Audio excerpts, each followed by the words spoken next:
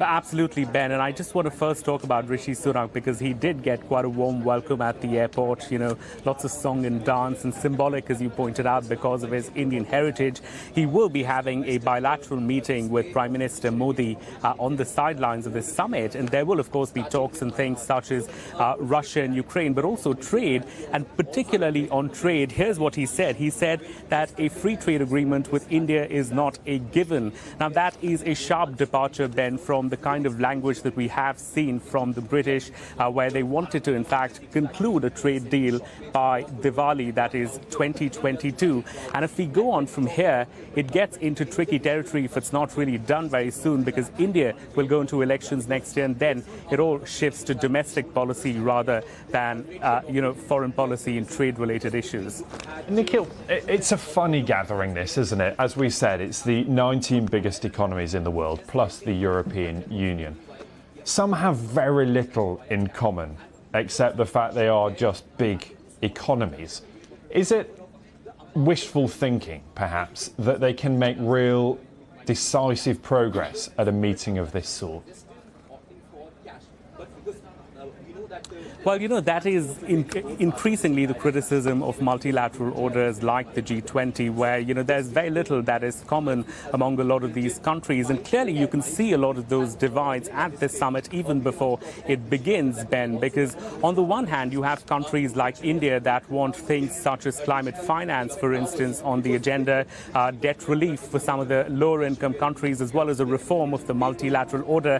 And in fact, in a press conference in the morning, Janet Yellen did talk about, making significant progress to unlock about $200 billion for the multilaterals. This summit has been overshadowed. I think all of this has been overshadowed also by the conflict between Russia and Ukraine, and the absence of Xi Jinping, of course, and Vladimir Putin will mean getting consensus on any of these issues is going to be increasingly tricky. And India is going to have this tight diplomatic, tightrope walk to do to get a joint communique that is agreeable to all.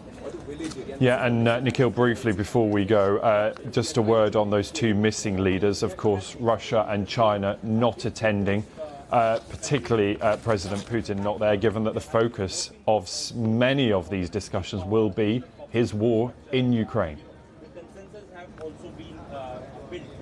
Well, absolutely, and President Putin was not there at the BRICS summit as well. There's an international arrest warrant against him.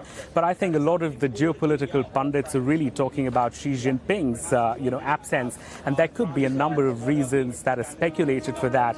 It could be the domestic Chinese economy that's not doing very well, or the fact that China and India have this very fraught bilateral relationship, with a conflict ongoing at the borders.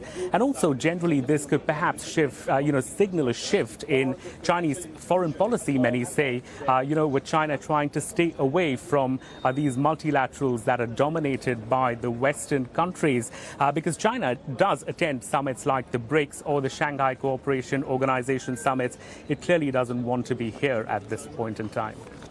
OK, Nikhil, really good to have you there for us live at the G20 summit. There will be plenty for us to discuss in the hours ahead. But for now, thank you.